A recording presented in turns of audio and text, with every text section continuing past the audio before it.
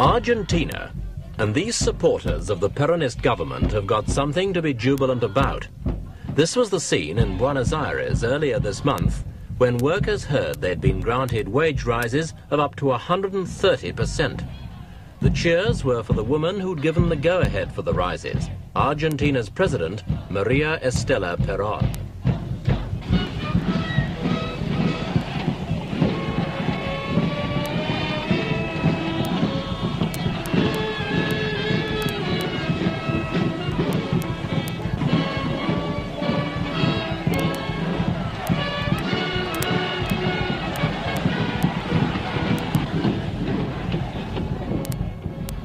Behind the cheering, though, there's a situation that gives no cause for celebration. The wage rises may be a victory for the workers, but for President Perón, they mean defeat. Argentina is in crisis, and despite her smiling acknowledgements, the president has suffered a major setback in her attempt to stop it getting worse. The president had tried to peg wage increases to a maximum of 50%. The unions replied with a series of labour stoppages, culminating in a 48-hour general strike which brought the whole nation to a halt. Even before it was over, the president had given way.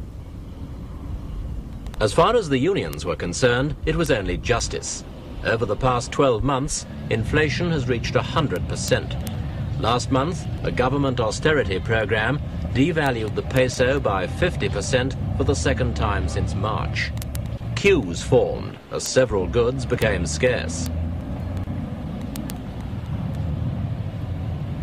The price of petrol was more than doubled, thus guaranteeing a whole range of other price increases right across the economy. As people queued for buses, taxi drivers found themselves having to charge fares which nobody could afford.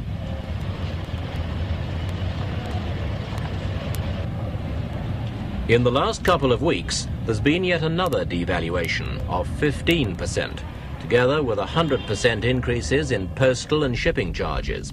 The wider aspects of the economy are equally bleak.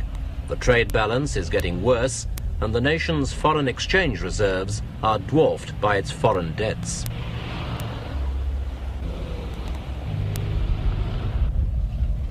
Against this background, the latest wage increases are seen by many observers as an abject surrender to the power of the unions, a surrender Argentina can't afford in its present plight. The leaders of the most powerful labour grouping, the CGT, have tried to soften the blow by reaffirming support for the president and promising that every worker will donate a day's pay per month to help the nation's economy. The CGT is itself a part of the government, so this has been no simple confrontation between opposites. For an assessment of recent events, we spoke to Christopher Roper, editor of the authoritative journal Latin America. What has happened is more complicated than a left-right struggle.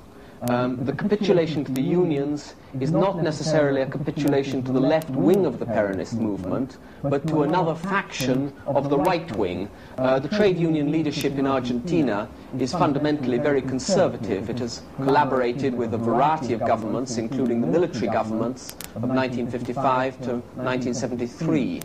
The important thing that's happened now is you've had the re-emergence of the unions as an autonomous force.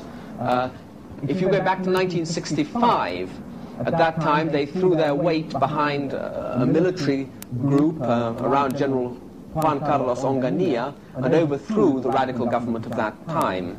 I think they're acting in the way they are now, with general strikes and very militant demands, because they, the union leaders, see their hold over their rank and file slipping. For the president herself, the crisis has presented an enormous personal challenge.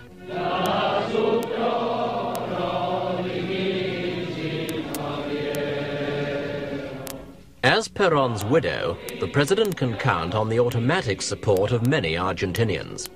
But even they would agree that though she has bravely picked up Perón's mantle, she possesses none of the political genius which distinguished her late husband.